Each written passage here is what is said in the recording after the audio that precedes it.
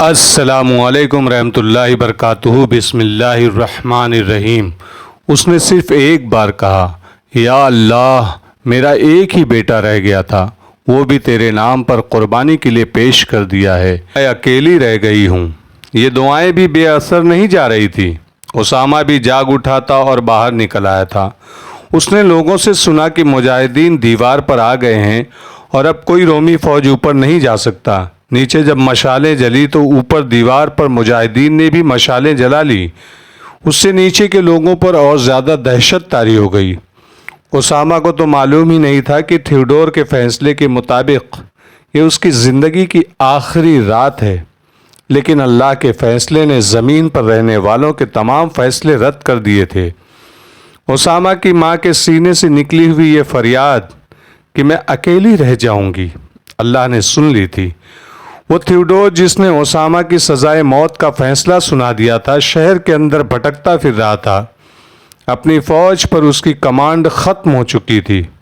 وہ اپنے جرنیلوں اور دیگر افسروں کو ڈھونڈتا اور پکارتا پھر رہا تھا، لیکن اس کے اپنے ہی فوجی اور شہری بھاگتے دوڑتے اس کے ساتھ ٹکراتے گزرتے جا رہے تھے۔ کسی نے دیکھا تک نہیں کہ یہ فوج کا سپریم کمانڈر اور مقوقس کی جگہ اس کی حیثیت فرما روائے مصر جیسی ہے۔ اسامہ اوپر جا کر اپنے لشکر سے جا ملنا چاہتا تھا، لیکن جن سیڑھیوں سے چڑھنے لگتا انہیں لاشوں سے اٹا ہوا دیکھا۔ اوپر جانا ممکن نہیں تھا۔ آخر وہ ایک سیڑھیوں سے لاشوں کے اوپر چلتا گرتا اٹھتا اوپر چلا ہی گیا۔ 2-3 مجاہدین تلوار تانے اس کے طرف لپکے تو اس نے ہاتھ اوپر کر کے کہا کہ میں تمہارا ہی آدمی ہوں، اسامہ بن ازہری۔ وہ آزاد تھا۔ وہ سپہ سالار کو ڈھونڈنے لگا۔ اسے اب اس قلعہ بند بڑے شہر کا گائیڈ بننا تھا۔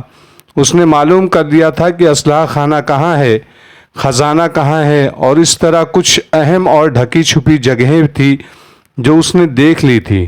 وہ یہ ساری جگہیں سپہ سالار عمرو بن عاص کو بتانا اور ان کی رہنمائی کرنا چاہتا تھا۔ اب دیوار کے چاروں طرف مجاہدین کا فاتحانہ شور و گل اور تکبیر کے نعرے بڑھتے اور بلند سے بلند تر ہوتے جا رہے تھے۔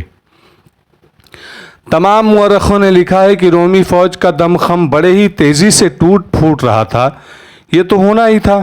فوج اور شہر کے لوگوں پر جس وجہ سے زیادہ دہشت طاری ہوئی وہ یہ تھی کہ جرنیلوں تک نے انہیں یقین دلایا تھا کہ اب مسلمان تو کیا، دنیا کی کوئی طاقت خندق عبور نہیں کر سکتی۔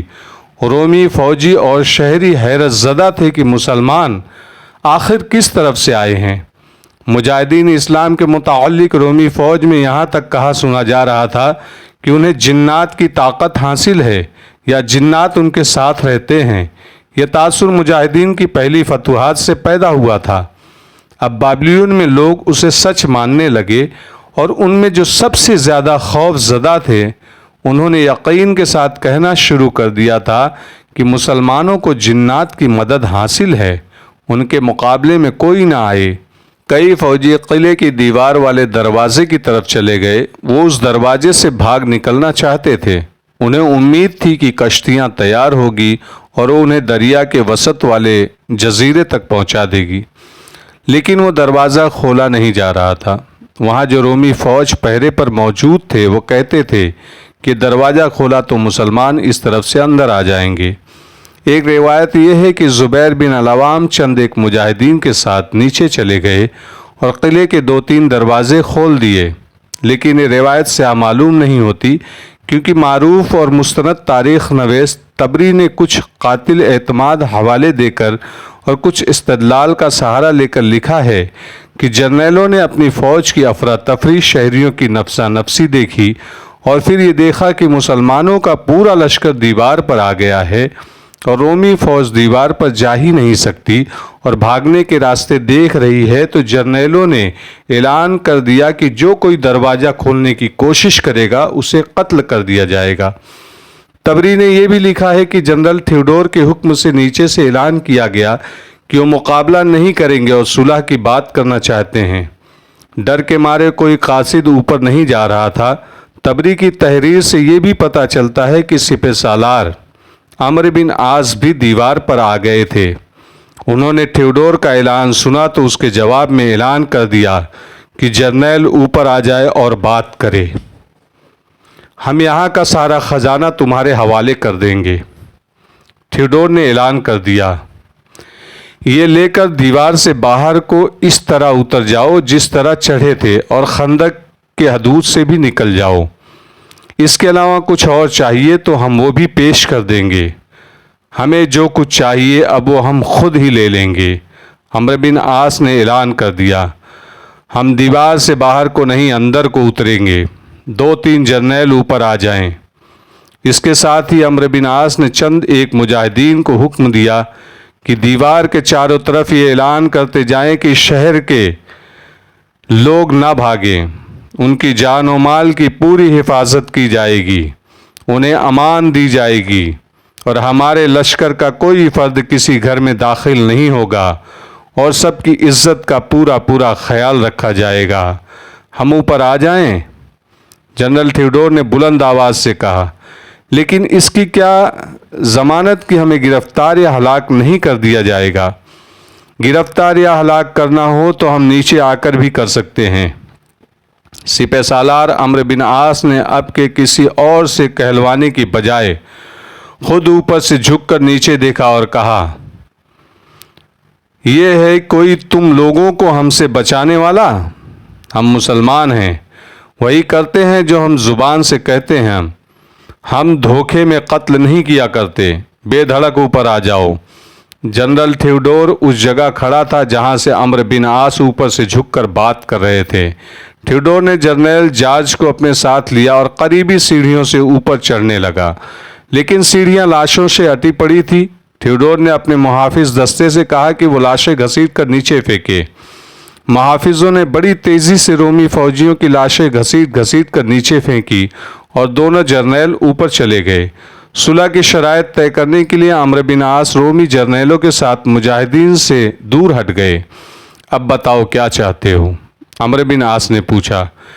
یہ پیش نظر رکھ کر اپنی شرط پیش کرنا کہ تمہاری فوج لڑ نہیں سکی بلکہ بھاگ بھاگ کر پناہیں ڈھونڈ رہی ہے۔ 3 دنوں کی مہلت، تھیوڈور نے کہا۔ ہمیں 3 دنوں کی مہلت دی جائے کہ ہم قلعہ خالی کر دیں اور اس کے بعد قلعے پر تمہارا قبضہ ہوگا۔ مجھے یہ شرط منظور ہے، عمرو بن عاص نے کہا۔ 3 دن کا سورج غروب ہو جائے گا تو جو فوجی قلعے میں رہ جائے گا اسے قتل کر دیا جائے گا یا جنگی قیدی بنا لیا جائے گا۔ تاریخ میں آیا ہے کہ عمرو بن عاص نے تھیوڈور کی شرط قبول کر لی تو سالار زبیر بن العوام نے عمرو بن عاص کا بازو پکڑا اور انہیں ایک طرف لے گئے۔ خدا کی قسم سپہ سالار زبیر نے کہا، تھوڑی سی دیر اور صبر کر لیں اور ان کی بات نہ مانیں۔ مجھے نیچے جانے دیں، پہلے ہی قلعے پر اور ان کے شاہی محل پر قبضہ کر لوں، پھر ہم ان پر اپنی شرائط مسلط کر کے معاہدہ کریں گے۔ یہ جو کہہ رہے ہیں کہ 3 دنوں میں قلعہ خالی کر دیں گے، اس میں کوئی راز ہے؟